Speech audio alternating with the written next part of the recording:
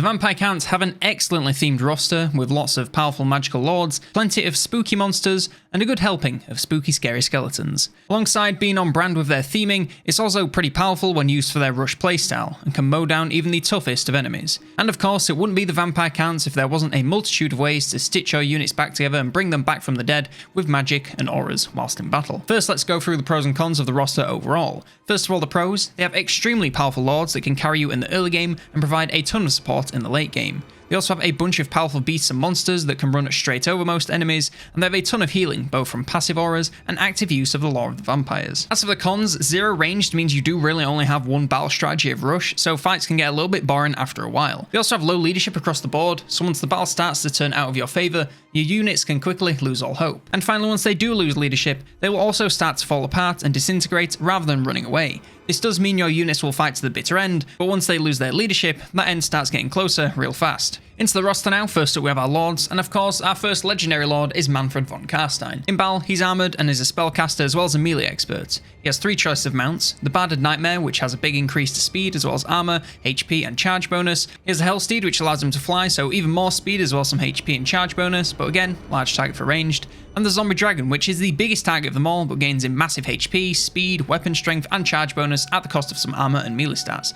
And to put a cherry on top, you gain the Pestilential Breath ability. He has access to two laws of magic, the Lore of the Vampires and the Lore of Death. Manfred can really do it all. He's a great frontlines fighter and can easily take on entire units alone, just as well as he can single targets in a duel. Alongside this, he's an extremely powerful caster with access to both the fabulous Lore of Vampires and also the Lore of Death. This gives him a massive choice of spells to choose from whilst in combat, with excellent options for damage and utility, alongside the ever useful healing with the Invocation of Nehek. Of his three mounts, I for sure like the Zombie Dragon the best, since it fits with his battling spellcaster playstyle just so well. Yes, he's a large target for enemy ranged, but he's gaining a ton of area damage, the breath spell, flying, and like 20 style points. Besides, you don't have to worry about those ranged units if you zoom over to take them out. Next up we have Heinrich Kemmler, and he's a spellcaster. He only has one mounting option, the Barded Nightmare, and he has access to the Lore of the Vampires. So of course the first thing you want to do with Heinrich in pretty much every single battle is summon Krell, since he doesn't degrade anymore. Unless you're saving him for a key moment where you place him down right next to Heinrich, you may as well get him on the field as soon as possible to start getting value with his battle prowess, which we'll cover in the hero section. As for Heinrich himself, he's not much of a fighter, so you want to use him to support his army with spells and abilities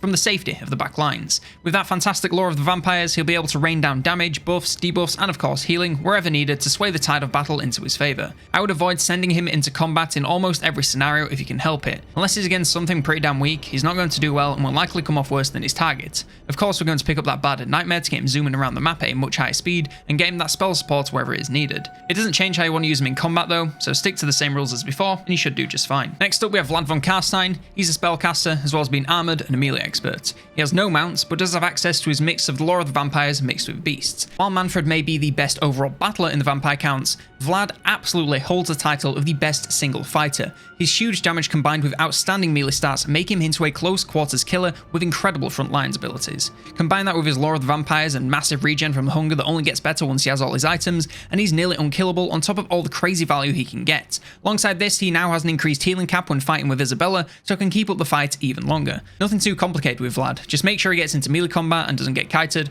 otherwise he's going to struggle to heal and have a pretty bad time. Next up we have Isabella Von Kastein. She's also a spellcaster and is also armoured and a melee expert. She has access to two mounts, the Barded Nightmare or the Hellsteed, and she only has access to the Lore of the Vampires. Despite her marriage to Vlad, Isabella is much more on the Manfred side of things when it comes to fighting. She's still a decent frontlines battler, but her lack of armor piercing damage means this can only take her so far before dropping off in efficacy. She must rely more on her mobility with the mounts to make full use of her spellbook and support her army to push the tide from the side and back lines rather than the front. She can still fight, just not against anything too late game. As for her mounting choices, I would of course go for the Hellsteed, purely because it's faster, makes the spell support so much easier to maintain, and also isn't too terrible at dodging missiles and going on a bit of odd fighting. And our final legendary lord is Hellman Ghost. He's a spellcaster and has built-in regeneration. He only has one mounting option, which he's mounted from the start of your campaign, the Brothers Ghost Corpse Cart. It has the Vigor Mortis, Unholy Lodestone, and Recreatory Corruption abilities, which is hard to say. He of course has access to Lore of the Vampires. Hellman is by far the most passive of the legendary lords, and it's down to two things which really do go hand in hand. His poor fighting stats with low damage and melee stats, and his Corpse Cart mount. It makes him into a slow-moving target that enemies would have to try to miss. The upside of this is the auras he provides to himself and nearby units by riding this terrible contraption. Your units will have their stats buffed as well as being constantly healed, all while enemies take constant damage while nearby. Combine this with his Lord of the Vampires and you've got a recipe for an immobile support lord that may not be a top fighter but will keep his army fighting for a shockingly long time. Next we have the first of our Bloodline Lords, the Blooddragon Lord. They're spellcasters and are armoured, deal anti-infantry damage, are melee experts, and have frenzy. They have 3 choices of mounts, the Barded Nightmare, the Hellsteed, and the Zombie Dragon, and only have access to the lore of the vampires. Not going to waste too much more time on these lords since for the most part they all function more or less the same, so get ready for some speed rounds. These lads are of course fierce battlers and pretty tough with their high armour and decent damage. Their frenzy and affinity for infantry units makes them great lords for chaff shredding to rack them up a ton of kills and plumbing the enemy's numbers. The Lord of the Vampires is of course great for everything, so use that and you can't go wrong, and of his 3 mounts I would of course go for the Zombie Dragon since the Fighting Lord can't go wrong with a massive fighting beast. Next up we have our Von Carstein Lord. They're spellcasters, are armoured and shielded, and are melee experts. They're the same 3 choices of mounts as the Blooddragon Lord and have access to Lord of the Vampires mixed with beasts. Pretty similar to Vlad but with less damage and more tanky with that shield. Can also get on one of the 3 mounts, and I'm of course going to go for the Zombie Dragon for some fast flying fighting, and that Lord of the Vampires mixed with beasts can be pretty strong, so keep casting that while fighting and you should do just fine. Next we have our Larmian Bloodline Lord. These are spellcasters, armoured and have dodge, which is basically just physical resist. They're the same 3 choices of mounts and have access to Lord of the Vampires mixed with shadows. These are again pretty decent battlers and pretty tough with that dodge, letting them flat out avoid quite a number of attacks. Aside from that, you want to use them more or less the same and do some battling here and there against units without too much armour since their armour piercing isn't the greatest. Make the most of that mixed lore with the fabulous damage and buffs and get that Zombie Dragon mount because I know that you want it. Then a Necromancers Bloodline Lord is a spellcaster and is armoured, has the same choice of 3 mounts, and has access to Lord of the Vampires mixed with beasts and death. These are the weakest at straight up battling, but are still plenty strong in the magical department. They make for excellent support lords with their huge mix of lores, providing them with many spells to drop onto the battlefield. They can still fight, but not against anything too elite, and especially not any fighting lords. Otherwise, they're going to get a real spanking. Of course, going with the Zombie Dragon, since it lets this guy become a halfway decent battler, as well as being speedy for that spell support. And our final Bloodline Lord is the Strigoi. These are spellcasters and deal armor piercing and have poison attacks. He only has 1 mounting option, the Terra Geist. This is very similar to the Zombie Dragon mount with a different breath ability and some stat changes. Overall, still makes them into speedy flying fighters. They have access to a modified Lord of the Vampires with the Lore of Death, and these are of course the most monstrous lords since they are basically supersized Crypt Horrors and perform pretty much as such. They do big boy damage in combat with large area attacks and armor piercing and poison damage, so make amazing frontlines battlers. Sadly, their massive damage comes with their massive size, which makes them into a massive target for enemy ranged units, so make sure to keep them safe from enemy fire if you want them to be effective. As well as this, their low armor makes them into an easy target for high damage front lines, so you have to choose your targets carefully to help them survive. Alongside their front lines potential, they of course have their powerful mixed spellbook, so can use it to provide excellent magical support as well as fighting. Top it all off with that Terra Geist mount, and you have a super speed, high damage battler with great magical potential. Coming down to the last of our lords now, first up we have the Red Duke, which is technically legendary, but you know, it's kind of questionable. He's a spellcaster, is armoured and shielded, and is a melee expert as well as a duelist. He has the same 3 mounting options as the Blooddragon Lord, and only has access to Lord of the Vampires. Just like in the campaign video, this guy is more or less the same as the Blooddragon Lord in pretty much every single way, so can be used the same in battle. Next up we have our Vampire Lord. These are spellcasters, armoured and shielded, and melee experts,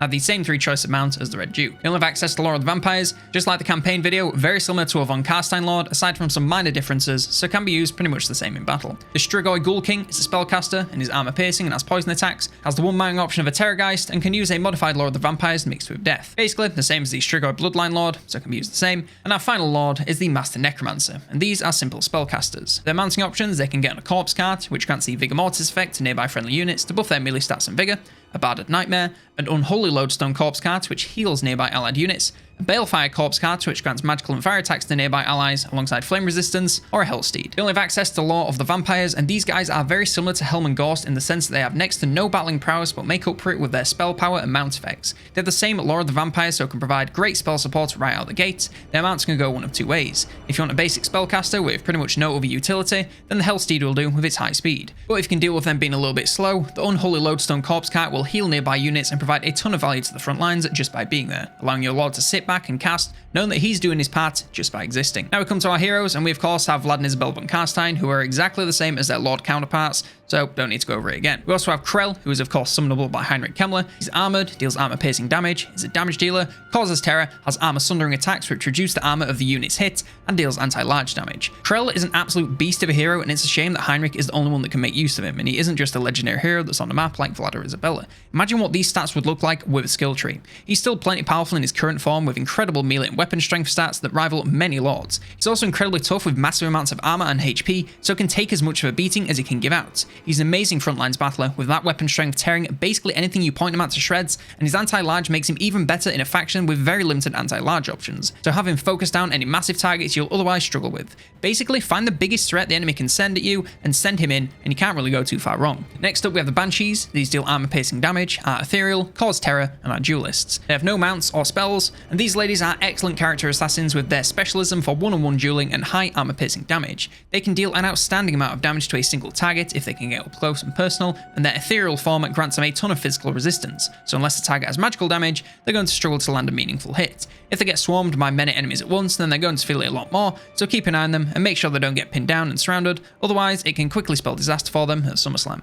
Nothing more to it than that really, just get them in there and take out a single entity target and keep them safe from blobs and magical damage. Next we have the White King. These are armoured and shielded and deal anti-infantry damage. They have one choice for a mount, a barded skeletal steed, which is more or less the same as a barded nightmare but very slightly different. These are pretty straightforward battlers with their decently high weapon damage and melee stats combined with their anti-infantry bonus. They make for excellent frontlines heroes to deal some great damage whilst keeping their own units encouraged. They're decently tough so can take on foes quite late into the game as long as there isn't too much armor piercing. This is partly the reason I don't like using them too much. They fall off a cliff of relevance once everyone has armor piercing damage online, since they can't do any proper frontlines battling and have no other way of supporting the troops other than just standing there. If you're going to insist on bringing them into the late game, I would suggest grabbing that mount to give them speed and use them to flank the enemy with other cav units and wipe out less armoured backline troops. Other than that, they can't really do much in the late game. Next up we have the Necromancers, and these are simple spellcasters. They have 4 mount choices: the Corpse Cart, the Barded Nightmare, the Unholy Lodestone Corpse Cart, and the Balefire Corpse Cart, and of course only have access to the Lore of the Vampires. These can be used more or less the same as the Lord versions, even with the stat differences.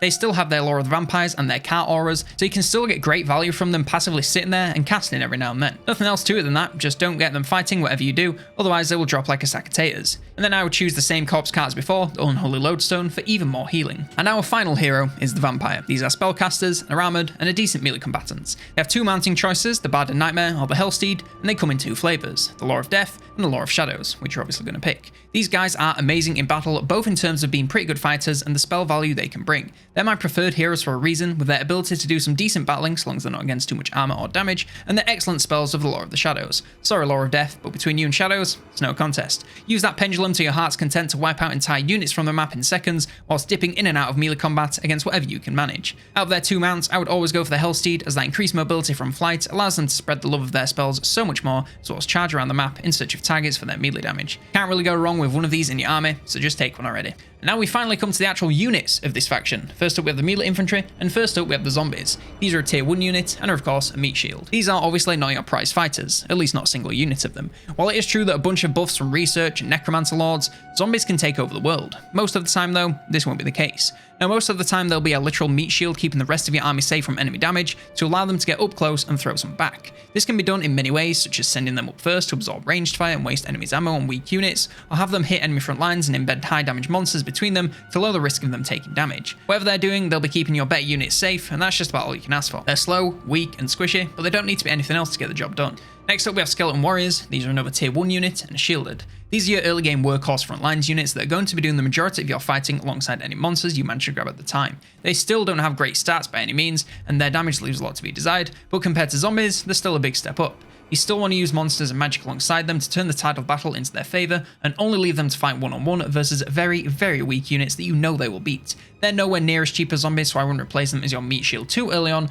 otherwise you'll run into cash problems. But later on you can transition them into this role as other units become available. They also kind of have a variant even though it's not stated as a variant, and that's the Skeleton Spearman. These are shielded and have anti-large damage and charge defense versus large. These are more or less as variant as the Skeleton Warriors since they have nearly identical stats, with the exception of less attack, more defense, and less damage, but with that bonus versus large and charge defense. This makes them into one of the very few units in the faction that can stand up to a cav charge. You of course want to use this to protect your flanks from any cav charges and focus down large targets in the hostile force with that bonus. They still aren't going to melt anything or stand up to units with too high damage, but they'll do a decent job in the early game, so you can't complain. You could replace your warriors with these guys if you want to focus totally on a defensive line, but honestly the vampire early game is so devoid of damage, I'd be cautious to do so and instead just keep them maybe half and half. Next up we have the Crypt Goals. These are another tier 1 unit, are damage dealers with poison attack, attacks but are weak versus armor. Now the term damage dealer is a little bit misleading. They do deal pretty decent damage, especially when you unlock them, but they cannot get through even the lightest bit of armor. So as soon as enemies are up to the dizzying heights of like 40 armor, they're going to be pretty useless. Their poison damage is still great for debuffing enemy units and making them weaker and easier to take out, so definitely spread that as far and wide as you can. With their vanguard deployment and decent speed, they make for great flanking units to come in once the lines have clashed and sandwich enemy lines to break them fast with damage and poison.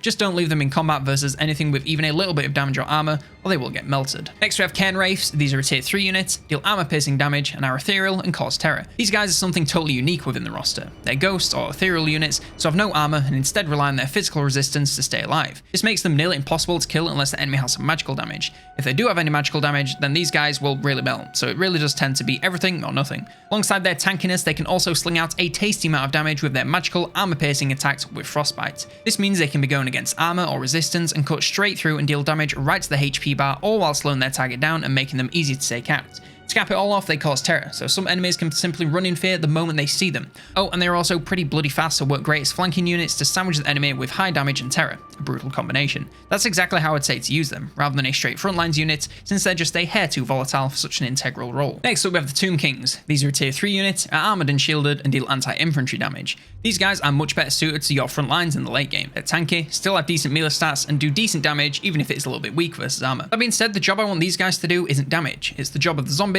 but now they're actually decent units, as well as being a meat shield for monsters and high damage in your army. I would say to use them pretty much the same as you did your zombies. Send them in first to absorb anything the enemy can throw at you from a range, then engage the front lines before bringing in monsters and magic for backup. You also have another variant, the Great Weapons Tomb Guard. These are also a tier 3 unit and are armoured and deal armor piercing damage and are anti-infantry. These guys lose their shields and a chunk of their defense in exchange for armor piercing damage and pretty much no other stat changes. Honestly, not having a boost to their attack makes this a pretty questionable upgrade and one I often find myself not going for. Yes, their armor piercing damage does mean that anything you're going against you'll be melting with a combo of their damage and the rest of your army, but they're nowhere near as tanky, so chances are you'll be taking just as much extra damage as you'll be dealing. I like to stick to the base unit late game, but if you're going to insist, I would say to avoid missile fire if you can, and get them into combat against the toughest front lines you can as soon as possible to make the most of that armor piercing damage. Both of these guys have also been gifted magical damage in Warhammer 3, likely to give them both a chance versus the new resistance-based demons, so they'll cut through any of that with no problem. Now we come to our 2 ranged infantry units, and these come with a pretty heavy caveat that you can only lock them via the Von Kastein bloodline, so you can't really use these in every army, hence I'm not going to be using them in the compositions at the end. First up we have the Sylvanian crossbowmen.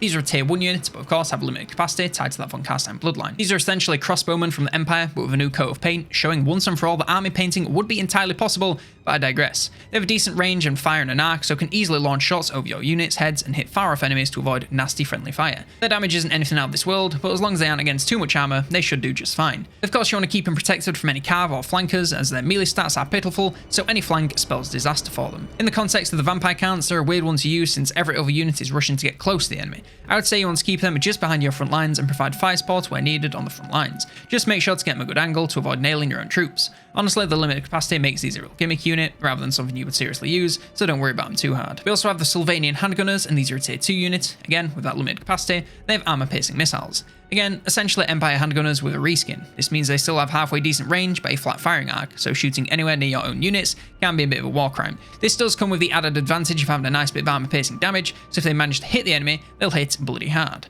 These are even harder to use in the vampire army, so I'd say your best bet is to send them around with your flanking troops and have them fire into the backs and sides of the enemy units to avoid friendly fire and maximize damage. These have an even smaller capacity than crossbowmen, so honestly, don't worry about them. Next we have the Cavalry and Chariots. First up we have Black Knights. These are a tier 2 unit and are armoured and shielded and deal anti-infantry damage. These are an excellent early-ish game backlines fighter that excel at taking out enemy ranged and artillery with their high speed and great damage, especially versus infantry. Yes, their melee stats aren't the best in the world, but combined with their charge bonus, they'll do just fine against crossbowmen and similar units. Use their high speed to get around enemy front lines and charge into their backlines when no one is around to save them. You want to pull out once they start to bring in support, since versus pretty much any front lines units, they're going to struggle to survive if left in combat for long. They also now have magical damage, so will do great versus anything with resistance. Just make sure they don't take more damage than it's worth if their target is a little bit beefy. You also have another variation, Lancers and Barding Black Knights. These are a tier 3 unit and are still armoured and shielded and are listed as anti-infantry, though they don't do any bonus damage. They trade melee defense, a little speed, and their anti-infantry bonus for a huge boost to their charge bonus. This changes them from a sustained combat cav that you want to go in and stay in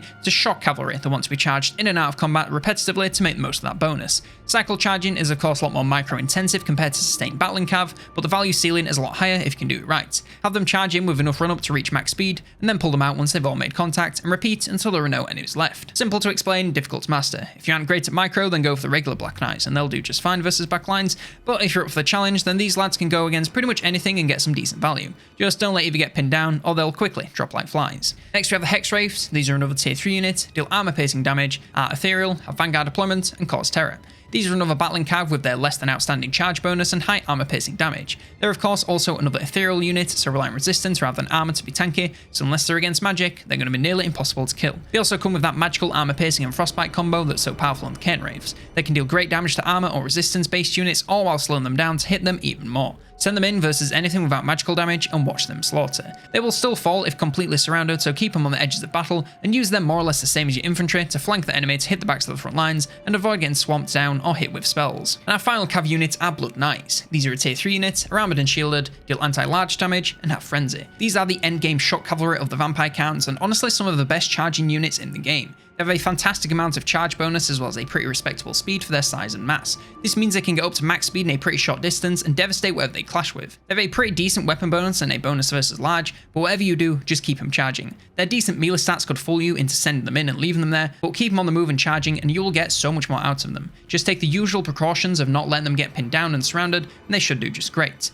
They also have the hunger, so they'll regenerate HP whenever in combat, making them even harder to take out, and they bear the flag of Blood Keep, which grants them missile resistance, making it even safer to flank enemies and take out back and front lines with ease. Next up we have the monsters and beasts. First up we have the Fellbats. These are a tier 1 unit and a weak versus armor. One on one, these guys straight up suck. They do hardly any damage and can be taken out by a light breeze if they aren't careful. However, once you have maybe 4 of these guys, they turn into backlines at blitzing beasts. If you send them in to totally surround an enemy unit, they will tear them to pieces at a pretty impressive speed for a unit with such poor stats. Keep doing this to each backlines unit you see, and eventually they'll all be taken out, and these lads will have a ton of kills under their belt. Just make sure to pull them out if the enemy starts bringing support, or the fight turns even slightly out of their favour, as they will not last long once they start to lose. Next up we have Direwolves, and they're a tier 1 unit. They're very fast and come with vanguard deployment and are unfortunately weak versus armor. Like any early game wolf unit, these guys are pretty bad against anything that can actually fight, and even against backlines they're not going to do great one on one. But once you get a couple of these guys and double team some backlines units, they can turn into destroyers of worlds. And once the enemy is on the run, they can chase down retreating units and they go to a totally different level and can wipe out even late game units as long as they keep running at a pace that few units can match.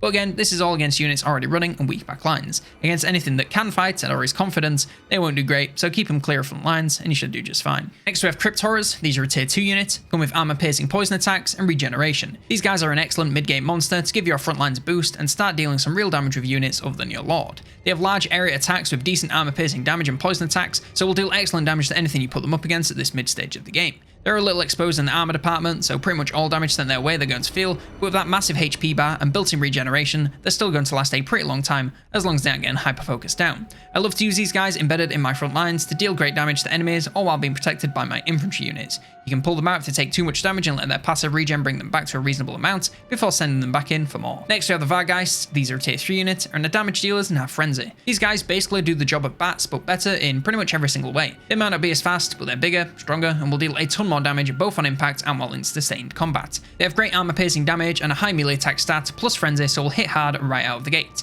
Of course, they're a large target for missile units, and their low melee defense means they go down fast when surrounded, but as long as you don't let either of these things happen to you, you should be just fine. Nothing more to them than that. Focus down enemy backlines with their massive burst damage, and then charge down the backs of the front lines once they're out of other targets, and avoid letting them get overwhelmed. Next up we have Mongols. These are a tier 3 unit, and have armor piercing anti-infantry damage, and have Stalk. These are a new addition to the roster, being shared from the Vampire Coast, and I'm a little bit split on them. They have better damage than Crypt Horrors, but are worse in nearly every single other stat, so I'm not really sure if it's worth the trade-off. They do also gain vanguard deployment, Stalk, and anti-infantry bonus, so are pretty great at sneaking up on enemies and taking them out pretty quick. But before I use monsters for my army, that stuff hardly matters. It could really go either way to be honest, so follow your heart, but either way they can be used the same as Crypt Horrors. Embed them in your front lines to keep them safe from damage, and leave them there to tear enemies apart. Next we have the Vagolf. This is a tier 3 unit, deals armor piercing damage, is very fast, has regeneration, and pretty poor leadership.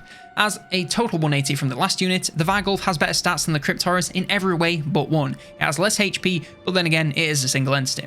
These lads do outstanding damage in the front lines with massive armor piercing damage and huge area attacks. Of course, being a single entity means they can't hit quite as many troops at once as the Horrors, but the ones it does hit are going to feel a ton more pain. As well as the damage, this guy also comes with Vanguard deployment and Stalk, which honestly won't get used since I want him in my front lines, but you know, it's nice. However, the Hunger and 30% missile resist will get used to keep his chunky health bar as close to the top as possible. Of course, you want to use him in your front lines with our other troops to deal huge amounts of damage to all who get close to him. Keep him safe from being surrounded by high damage or anti-large, and don't let him get focused by range, otherwise he will drop like a sack of taters. Our final monster is the Terra Geist. This is a tier 3 unit, it is armoured, deals armour-piercing anti-large damage, and causes terror. This flying beast really is a top-notch monster. It has a ton of HP as well as being armoured, it can deal a massive amount of damage with area attacks and deal armour-piercing and anti-large with poison damage, and it can fly at high speeds to get around the map with ease and provide support wherever needed. And to top it all off, it has regeneration and can cause terror and has a breath ability. You want to use these guys to focus down other large monsters on the enemy's side to make the most of that Death Streak ability and the anti-large bonus damage. Once there are no more targets like this left, then honestly tossing them straight into the front lines can't go too far wrong as long as you don't totally leave them to fend for themselves.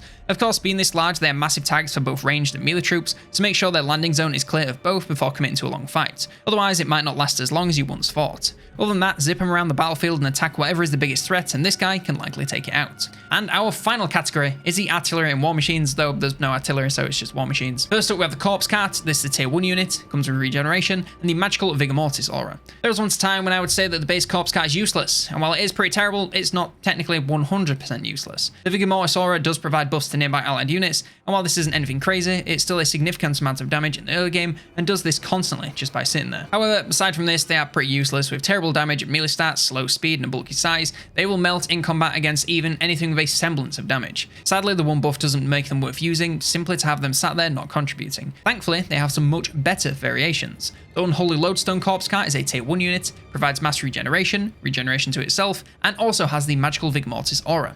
If you ask me, this is the best one overall since it has Vigor Mortis, but also provides constant regeneration to nearby units, and that isn't a significant amount of healing. It's 0.1% per second, so every 10 seconds you'll be getting 1% back of every unit in the 35 meter area of effect, which can add up to thousands of HP, and bear in mind there are a lot more than just 10 seconds in a battle. Yes, they'll still be useless in combat, so you just have to sit in the middle of your units and buff them whilst not doing pretty much anything else. But the 2 buffs here are enough that I'm happy to do so, and maybe even grab a couple of these. That being said, if you can afford a Necromancer hero that can get on these things, they're the same, but also have the Lord of the Vampires and are not so god-awful in melee. Our other Corpse Cart variation is the Balefire Corpse Cart. This is also a tier 1 unit and provides magical disruption, which increases the chances of nearby enemy casters miscasting, regeneration, and Vigor Mortis. And of course the aforementioned Balefire. Now this one is still pretty useful, and some can argue more useful, but I would argue back that it's a touch situational. The ability to grant magical and fire attacks to nearby units is nice when you're up against units that are weak to those types of damage. You're not really getting any value out of them, so what's the point in going for that over free HP regen? If you build it to take on demons or other undead, then this is a great choice, but otherwise I would go for the Lodestone for that big fat regen. Next we have the Black Coach. This is a tier 3 unit, comes with the Evocation of Death, which basically means as it gets more kills its power increases,